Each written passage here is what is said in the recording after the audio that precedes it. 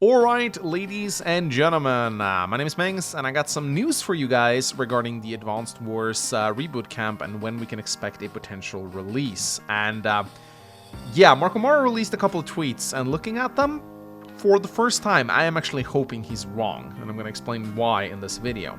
But first, I would just like to point out that today is actually the day where the Advanced Wars Reboot Camp would have launched if it didn't get delayed due to global politics. I would have been sitting here in this chair streaming the game for you guys right now as we speak, as you guys are watching this video, but sadly, it was not to be, and they delayed it. Now, in case you guys didn't catch it, I did release a video talking about why I think Nintendo did what they did.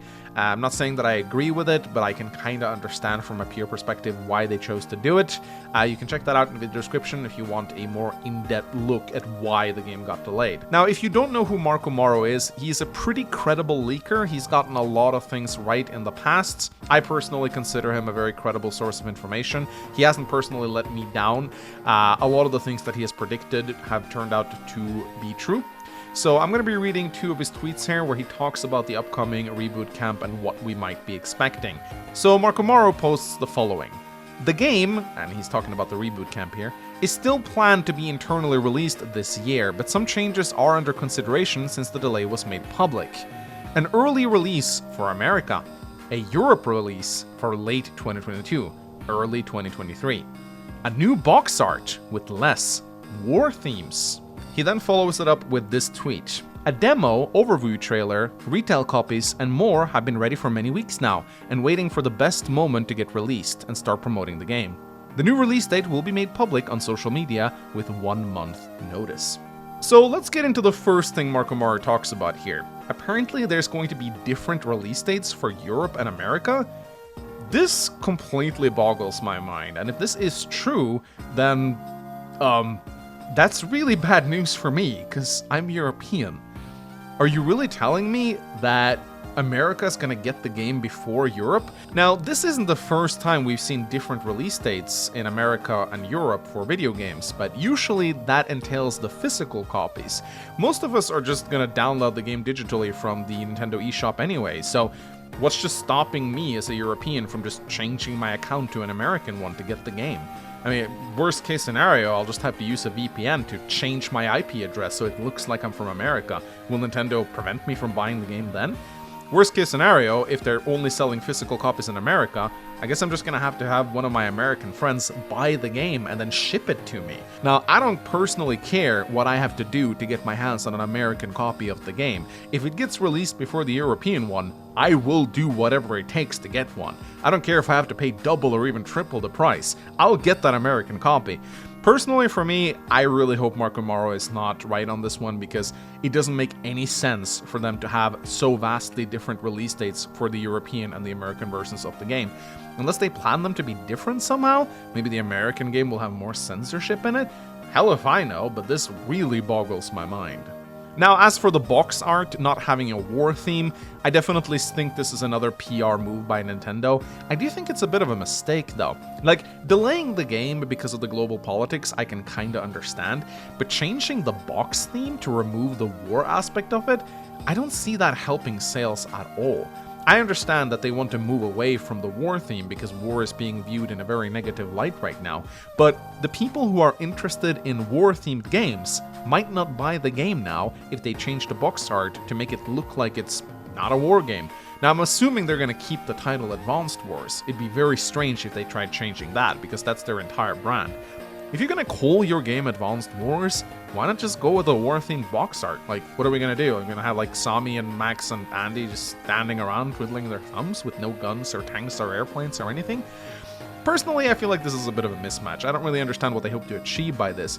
Or, well, that's not true. I do understand what they're hoping to achieve. They're trying to remove war from their brand, but they already have war in their name. So I feel like this is a bit of a redundant change, but who knows? They probably had some kind of discussion around the table and just came to the conclusion that this was the best choice for them. Now, as for the playable demo, that makes me very excited. If I could get my hands on just a short demo and stream it in front of a live audience, I would love to dissect it, pick it apart. It would tell me a lot about the state of the game if I could just get my hands on a playable demo. Even if it's just a few chapters of the campaign, it would tell me a lot about the game and the direction it's going in.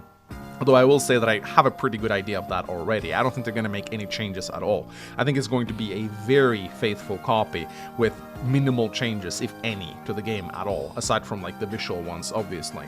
Now, if they only allow the Americans to download the demo, then I'm still gonna try to get my hands on it somehow. There's always hoops you can jump through to fool the eShop into thinking that you're from a different country. So again, I don't really see the point in the stupid region lock. The people who really want to bypass it will be able to bypass it. You can change your IP with a simple VPN or a proxy. It's not hard to do at all. Worst case scenario, you can just create a new account and just say you're from America. I don't see why Nintendo would just block you based on your region, unless there's some global politics involved that they're not telling us about. Maybe they want the Europeans not to get the game because the European politics are the reason why the game got delayed. Hell if I know. I would really like to know why they're doing this, if it is true. Of course, there is a chance that Marco Maro might not be telling the truth, or that he may have been misinformed. I don't know how reliable his sources are, but yeah, this whole thing just seems really strange to me, and I'm not really sure what's going on here. I mean, I really wish the game wasn't delayed in the first place, but, you know, there's no sense in complaining about that, it's already happened. Anyway, I will say it doesn't look like they're actually using this as an excuse to further develop the game. All the sources that we've gotten so far confirms that the game is already done, and it has been done for a very long time. So it's not like this delay will make them able to work on the game anymore.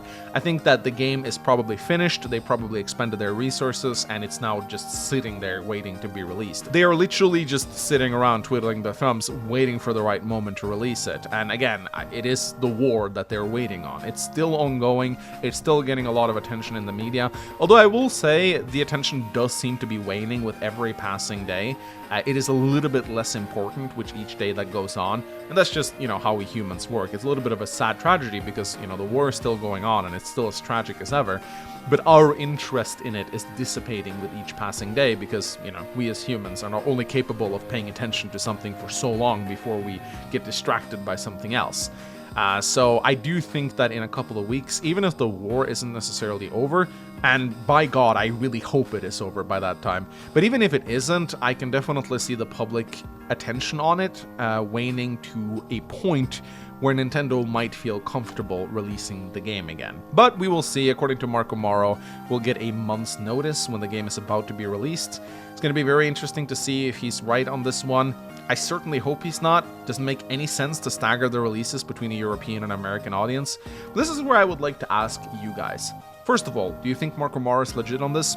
I always like to hear your opinions on this, but let's just assume that he is. If he is legit on this, why do you think they would stagger the release between the European and the American version of the game? What purpose does it serve? What do they hope to gain by doing this? What do you think the reason is? Maybe there's someone in the comment section that has better insight than me in this and can explain it to me in a way that makes sense. But yeah, at the end of the day, it's all just speculation for now. Anyway, ladies and gentlemen, thank you so much for watching. Leave a like, comment, and subscribe for more Advance Wars content, and I'll make an update video as soon as there's something new to talk about. Bye-bye.